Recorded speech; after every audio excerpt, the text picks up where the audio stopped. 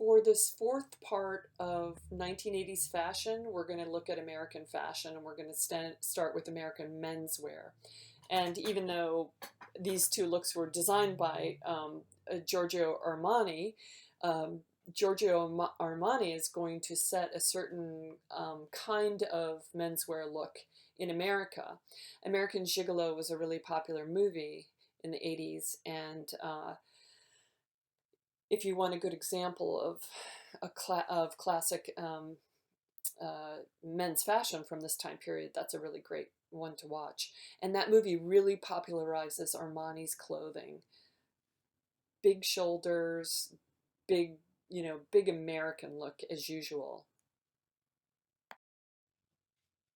So, a TV show from the 1980s, which will really give you your fill of American menswear in the 1980s, would be Miami Vice with none other than Don Johnson and his partner Philip Michael Thomas. And they wear a variety of men's suits from Versace to Hugo Boss to Armani. And I mentioned earlier, I think that Armani liked to do these very soft suits and super luxurious fabrics. So Don Johnson's Crockett character has always got his sleeves pushed up, and it's a real 80s look for men. So here are a couple more variations on these super wide-shouldered suits for women in the 1980s. We already looked at the power suit, but you see a lot of these super oversized blazer looks that can be super fugly in the 80s. But in the hands of Giorgio Armani, they're sumptuous and soft with the most impeccable Italian tailoring.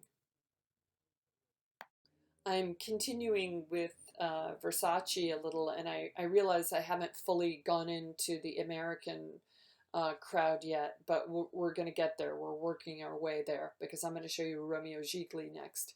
But suffice it to say that in the 80s, the trend, that sort of neutral trend, sort of carries through in some designers' work. And look at how draped these garments are. So even though we've been looking at a lot of his suits, he's doing a whole range of other garments. I just have one slide of Romeo Gigli's work because he really stayed with my imagination for a long time because he would combine a satin with a velvet, with a cotton, with a lame, with a chiffon, and these sort of very layered, eclectic, romantic looks.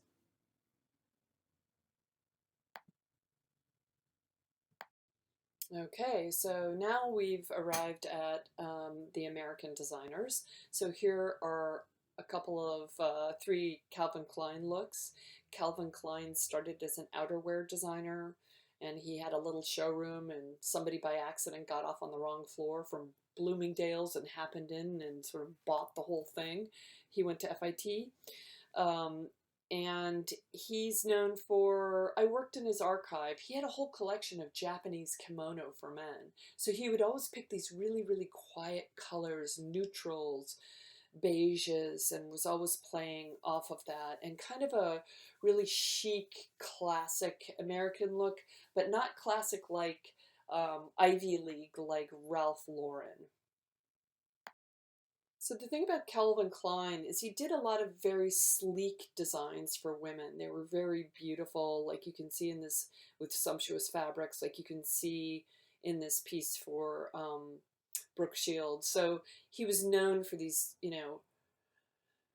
very sophisticated, streamlined, luxurious garments. All right, but what he does is he licenses his name to a jeans manufacturer, and that licensing deal created Calvin Klein jeans, and yours truly had a pair in the 80s. In 1980, Brooke Shields, who you see here, appeared in a Calvin Klein ad, and this was shot by the photographer Richard Avedon at the time. And she said, "Do you want to know what gets between me and my Calvins?" And then she answers, nothing.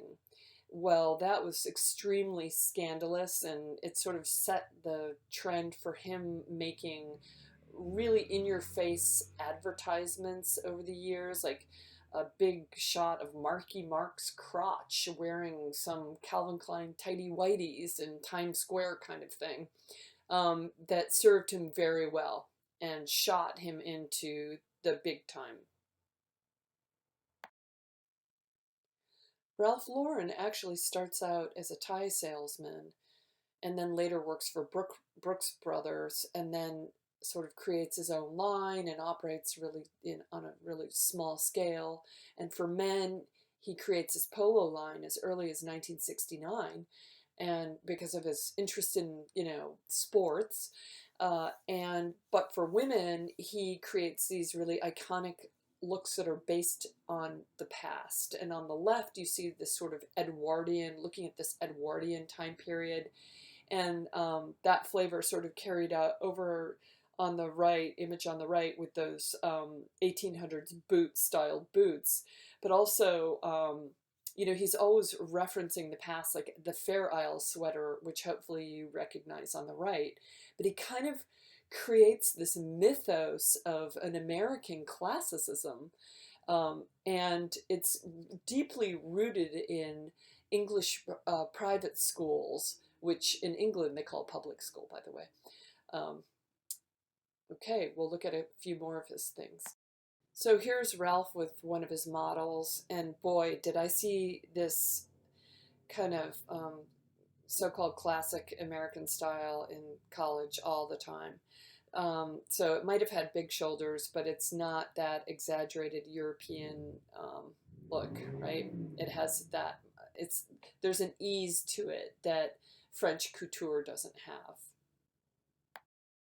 You have to remember that Ralph Lauren, or Ralph as we like to call him, was born Ralph Lifshitz on Mosholu Parkway in the Bronx. Okay, so just remember that when you're looking at everything, because he creates this whole fantasy universe, and has many lines, and of course one of them is really heavily focuses on like the Southwest. So here you see him with the big turquoise and silver belt and wearing his jeans, and then on the left a traditional sort of Navajo blanket type patterning with one of those Navajo styled belts.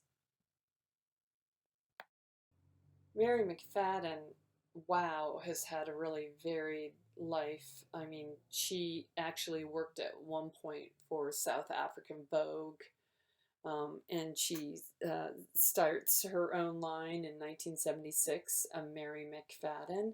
And really what she's known for, and I hope you recognize it right off the bat, is look at all this pleating.